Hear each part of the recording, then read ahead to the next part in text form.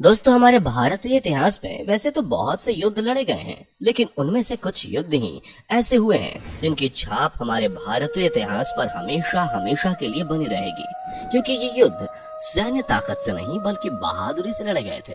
और आज हम बात करने वाले हैं ऐसे ही एक युद्ध के बारे में जिसे हम सभी चमकौर युद्ध के नाम से भी जानते हैं। आपको बता दें कि चमकौर युद्ध सिखों के 10वें गुरु गोविंद सिंह और मुगल सेना के बीच लड़ा गया था। ऐसा कहा जाता है कि इस युद्ध में मुगलों की लाखों की सेना ने मात्र 40 सिखों की फौज के आगे घुटने टेक दिए थे और मुगल सेना की हार हुई थी। दोस्तों, अगर आप भी इस युद्ध के बारे में विस्तार से जानना चाहते हैं तो बने रहे हमारे साथ वीडियो के अंत तक। दोस्तों, बात है 17वीं शताब्दी की, जब भारत पर औरंगजेब का शासन हुआ करता था। और अपने शासनकाल के दौरान औरंगजेब लगातार लोगों का धर्म परिवर्तन कराने में जुटा हुआ था। लेकिन उसके सपने को एक गहरा झटका तब लगा जब उसका सामना सिखों के 10वें गुरु गोविंद सिंह जी से हुआ। क्योंकि गुरु गोविंद सिंह जी ने औरंगजेब का ये फैसला मानने से साफ इनकार कर दिया था।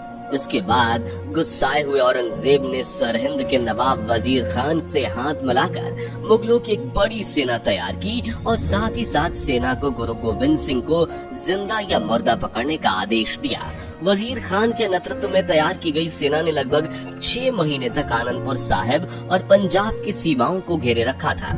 लेकिन मुगल सेना में इतनी हिम्मत नहीं हुई कि वो पंजाब पर हमला करके गुरु गोविंद सिंह जी को पकड़ सके। हालांकि मुगल सैनिक दूसरी तरफ ये भी सोच रहे थे कि जब नगर में सारा राशन पानी खत्म हो जाएगा तो गुरु गोविंद सिंह जी खुद ब खुद आत्मसमर्पण कर देंगे। लेकिन ये सोचना मुगलों की सबसे बड़ी गलती साबित हुई। 6 दिसंबर साल 1704 की रात जब गुरु गोविंद सिंह जी अपने सैनिकों के साथ आनंदपुर साहिब से जा रहे थे तो मुगल सेना को कहीं से इस बात की भनक लग गई और मुगल सेना तुरंत ही गुरु गोविंद सिंह जी को पकड़ने के लिए उनका पीछा करने लगी। गुरु गोविंद सिंह जी अपने सिख सैनिकों के साथ जैसे ही सिरसा नदी पार करने वाले थे तभी उनका सामना मुगलों की लंबी चौड़ी कतार से हुआ। दूसरी तरफ तेज बारिश और आंधी तूफान के कारण सिरसा नदी भी अपने उफान पर थी। इसके बाद गुरु गोविंद सिंह जी ने अपने सभी साथियों को यह आदेश दिया कि जो भी इस बहती नदी को पार करके अपनी जान बचा सकता है वो चला जाए और जो यहाँ अपनी मर्जी से रुकना चाहता है वो यहाँ रुककर मुगल सेना से युद्ध करे।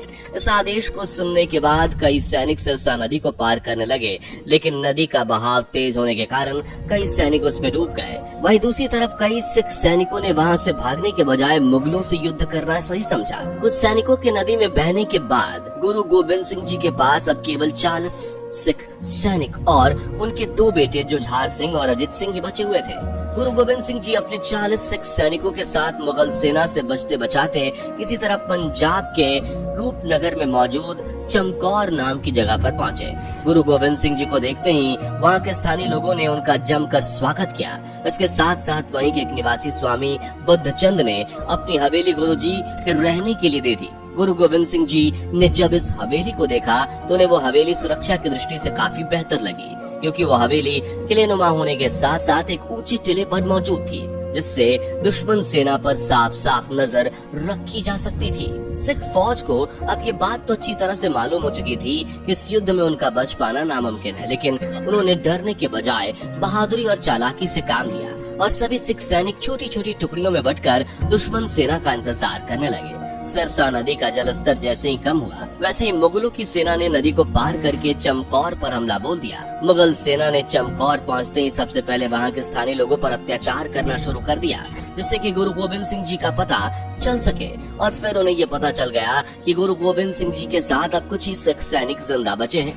उसके बाद 6 दिसंबर साल 1704 को इतिहास का सबसे भयानक युद्ध शुरू हो गया। युद्ध शुरू होते ही सबसे पहले वजीर खान ने यह ऐलान करवा दिया कि अगर गुरु गोविंद सिंह जी अपने सभी साथियों के साथ आत्मसमर्पण करके इस्लाम स्वीकार कर लें तो उनकी जान बख्श दी जाएगी। जिसके बाद गुरु गोविंद सिंह जी ने इसके जवाब में वजीर खान और उसकी सेना पर तीरों की बौछार कर दी। वजीर खान ने ये सपने में भी नहीं सोचा था कि गुरु गोविंद सिंह और उनकी सिख फौज उसे इस तरह जवाब देने को तैयार हो जाएगी। जब वजीर खान ने देखा कि सिख फौज के लगातार हमलों से मुगल सैनिक मरते जा रहे हैं तो वो आग बबूला हो गया और उसे ऐसा लगने लगा कि वहाँ के स्थानीय लोगों ने उसे गलत जानकारी दी है, क्योंकि 40 लोगों की फौज के लिए वजीर खान की सेना को पछाड़ना काफी मुश्किल सा था। सिख सैनिक चारों तरफ से घिरे होने के बावजूद भी मुगल सैनिकों को लगातार मारते जा रहे थे, जबकि सिख सैनिकों के मुकाबले वजीर खान की मुगल सेना बहुत बड़ी थी। जब मुगल सेना पर हमला करते करते सिख सैनिकों के तीर खत्म हो गए तो मुगल सेना को कुछ देर के लिए ऐसा लगने लगा कि वो इस युद्ध में जीत जाएंगे। इसके बाद गुरु गोविंद सिंह जी ने एक रणनीति बनाई और 5-5 सिख सैनिकों की टोली उन्होंने किले से बाहर लड़ने के लिए भेज दी। पहली टोली में गुरु गोविंद सिंह जी के भाई हिम्मत सिंह जी जैसे ही अपने साथियों के साथ युद्ध मैदान में उतरे, वैसे ही गुरु गोविंद सिंह जी ने दोबारा किले के ऊपर से मुगल सेना पर तीरों की बौछार करना शुरू कर दिया। ये सब देखते हुए एक मुगल सैनिक नाहर खान ने सीढ़ी लगाकर किले के ऊपर चढ़ने की कोशिश की, लेकिन गुरु गोविंद सिंह जी ने उसे बाण मारकर वहीं चारों खाने चित्त कर दिया।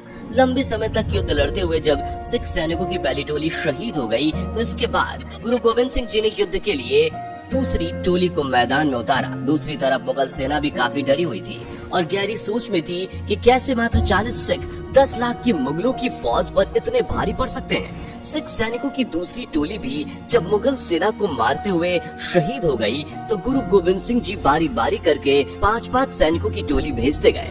धीरे धीरे सिख सैनिकों की जब 5वीं टोली युद्ध में शहीद हो गई तब तक शाम हो चुकी थी।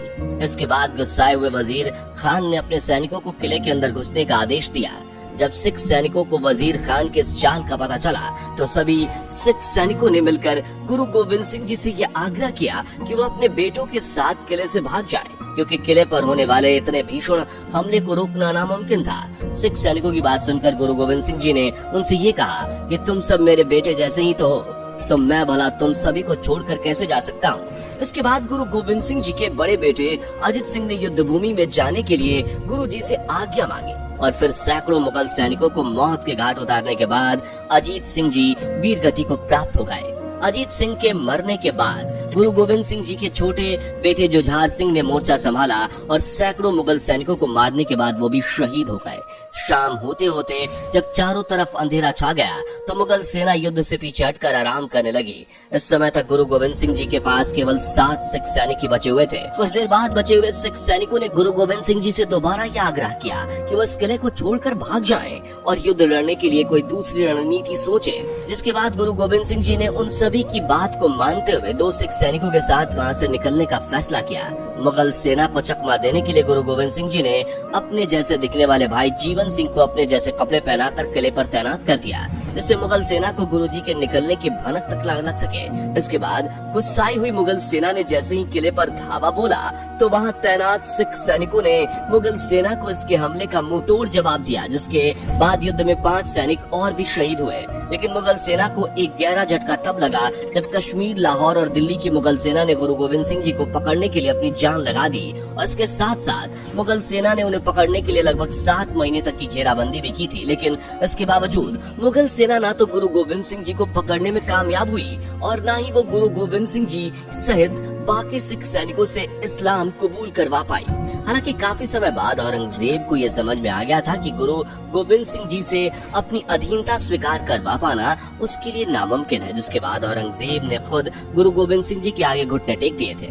उस समय औरंगजेब ने गुरु गोविंद सिंह जी से ये एक सवाल किया था कि कैसे मात्र 40 सैनिकों ने इतनी बड़ी मुगल सेना को धूल चटा दी। जिसके बाद गुरु गोविंद सिंह जी ने औरंगजेब को एक जफरनामा यानी विजय पत्र के जरिए कहा था कि उनका एक सिख सैनिक 1.25 लाख के बराबर है और इस पर गुरु गोविंद सिंह जी ने एक दोहा भी लिखा था जो कुछ इस तरह है, चिड़ियों से मैं बाज लड़ाऊं, गीदड़ों को मैं शेर बनाऊं, 1.25 लाख से 1 लड़ाऊं, तबे गुरु गोविंद सिंह नाम कहा। दोस्तों, जहां मुगल सेना और सिखों के बीच यह भयानक युद्ध हुआ था, वहां ऐतिहासिक गुरुद्वारा कतलगढ़ साहिब भी स्थापित है, जो कि चमकौर युद्ध में शहीद हुए सैनिकों को समर्पित है। वैसे दोस्तों, कमेंट करके बताइए कि गुरु गोविंद सिंह जी पर हमारी आज की ये शानदार पेशकश आपको कैसी लगी।